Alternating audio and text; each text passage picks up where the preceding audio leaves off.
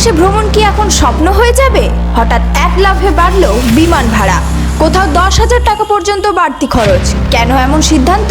কার পকেটে পড়বে সবচেয়ে বড় ধাক্কা? চলুন জেনে নিই এই প্রতিবেদনে। নমস্কার, আপনারা দেখছেন ভয়েস অফ বাঁকুড়া।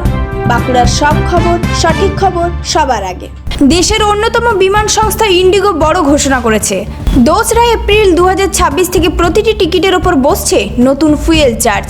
আর এর ফলে হঠাৎ করেই বেড়ে যাচ্ছে বিমান ভ্রমণের খরচ। এর পেছনে বড় কারণ জ্বালানির দাম।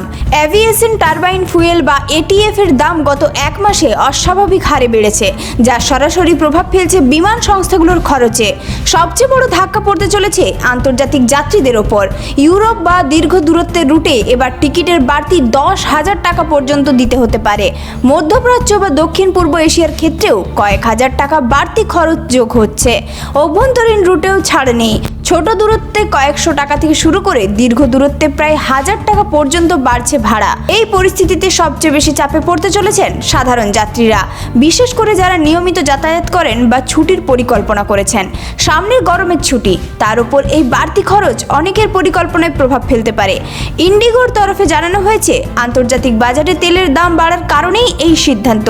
পরিস্থিতি স্বাভাবিক না হলে ভবিষ্যতে ভাড়া আরও বাড়তে পারে বলে ইঙ্গিত দেওয়া হয়েছে।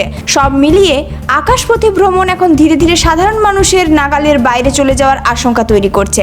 আপনার কি মনে হয়, এই বাড়তি ভাড়া কি সাধারণ মানুষের জন্য বড় সমস্যার কারণ হবে? কমেন্টে জানাতে ভুলবেন না।